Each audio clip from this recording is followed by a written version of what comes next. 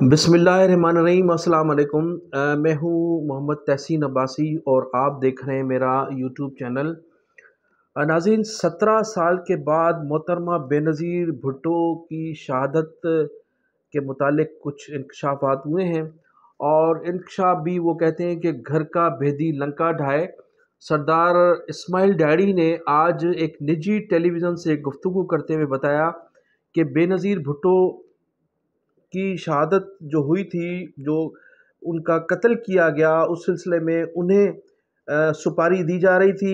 उन्होंने कहा कि मुझे 8 घंटे के अंदर अंदर दुबई पहुंचाया गया था। मेरे साथ उन्होंने एक नाम लिया कि खान मोहम्मद चाचड़ भी थे। और जब हमें एक जगह पर ले जाया गया और हमसे एक शख्स ने ये पूछा कि 40 स्क्वाड की गाड़ियां हों और 100 पुलिस की मोबाइल हों, तो उस शख्स को किस तरह से कत्ल किया जा सकता है। तो अगर वो कत्ल करने में आप कामयाब हो गए तो आपको 14 अरब रुपए उसकी अदायगी की जाएगी। इस्माइल डैडी ने बताया कि वो इस कत्ल करने के लिए तैयार हैं, सुपारी हमें दी जाए और हम बिल्कुल इसके लिए तैयार हैं, लेकिन उस शख्सियत का नाम हमें ज़रूर बताया जाए कि वो शख्सियत है कौन।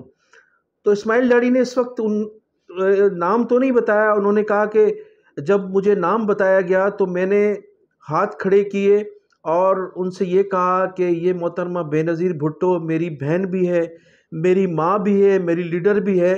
मैं इसकी सुपारी नहीं लूँगा, मैं इसको कत्ल नहीं कर सकता।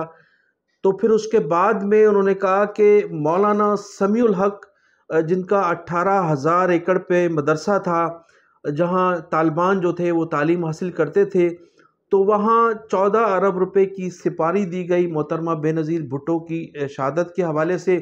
और फिर इस तरह से उनकी शहादत हुई। उन्होंने फिर आखिर में ये कहा कि मोहतरमा, उन्होंने फिर मुखातिब किया बिलावल भुट्टो ज़रदारी को।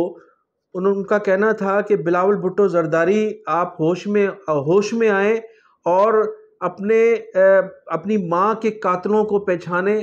उसने कहा कि अगर 17 साल से जो पाकिस्तान पीपल्स पार्टी की इस वक्त हुकूमत है, अगर मुझे 2 साल दिए जाएं तो मैं कातलों का पता चला सकता हूं।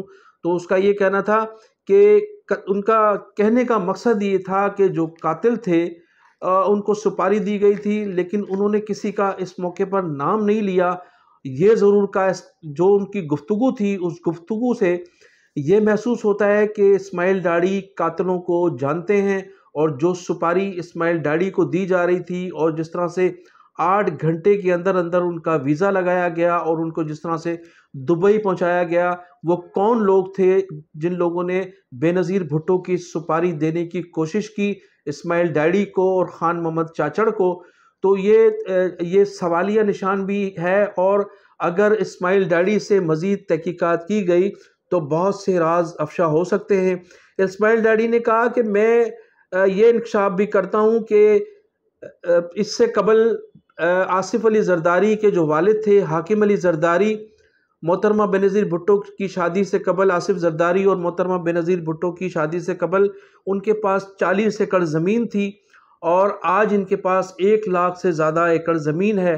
बैंक बैलेंस, स्विस अकाउंट्स और मुख्तलिफ मुल्कों में जो उनके अकाउंट्स हैं वो अलग हैं। उन्होंने एक मरतबा फिर आसिफ अली जरदारी, आसफा भुट्टो और बख्तावर भुट्टो को मुखातिब करते हुए कहा कि वो अपनी वालदा के कातलों को पहचाने। अगर मुझे 2 साल भी अगर के लिए हुकूमत दी जाए तो मैं कातलों का पता चला सकता हूँ। एक तो उन्होंने ये कहा, फिर जो उनको गुफ्तगू का जो महवर था, उनसे ये पूछा जा सकता है कि वो कौन लोग थे जिन्होंने बेनज़ीर भुट्टो की सुपारी आपको देने की कोशिश की और आपने माजरत कर ली थी। दूसरी जानिब नाज़रीन, इससे कबल जुल्फ़कार मिर्ज़ा भी जो है वो कातलों की निशानदेही कर चुके हैं और उन्होंने मुबैना तौर पर मुतअद्दिद बार मोहतरमा बेनज़ीर भुट्टो के कातिल जो थे आसिफ अली जरदारी को भी ठहराया और उनका ये कहना था कि उनके कत्ल में वो मुलव्वस है। तो ये जुल्फ़कार मिर्ज़ा साहब भी अभी हयात हैं और इस्माइल डैडी साहब भी इस वक्त जेल में मौजूद हैं। उन्हें मुख्तलिफ मुकदमात में इस वक्त गिरफ़्तार किया गया है। तो अब ये मामला जो है कम अज़ कम मीडिया में ज़रूर आया है और अब अगर इस पर तहकीकात की जाए तो बेनज़ीर भुट्टो के कातलों तक पहुँचना आसान है, इसलिए कि इसमें इस्माइल डाडी साहब ने जिन लोगों की निशानदेही की उनसे भी तहकीकात की जा सकती है, और फिर इस्माइल डाडी साहब से भी अगर तहकीकात मज़ीद की जाए तो फिर ये भी मालूम होगा कि समीउल हक के मदरसे में किसको सिपारी दी गई थी और आखिर कातिल कातिल कौन थे। अब बेनज़ीर भुट्टो के जो शहादत है वो एक दिलचस्प मरहले में आज के बाद जो है वो शामिल हो चुकी है, और अब देखना ये है कि हमारे इदारे इस सिलसिले में अपना क्या किरदार अदा करते हैं, इसलिए कि आसिफ अली जरदारी इस वक्त सदर मुमलिकत है और पाकिस्तान पीपल्स पार्टी इस वक्त वफाकी हुकूमत का हिस्सा है। तो मैं इन्हीं अल्फाज के साथ नाज़रीन आपसे इजाज़त चाहूँगा। आप मेरे चैनल को सब्सक्राइब भी कीजिएगा, कमेंट सेक्शन में अपनी कीमती राय का इज़हार भी ज़रूर कीजिएगा। पाकिस्तान जिंदाबाद, पाकिस्तान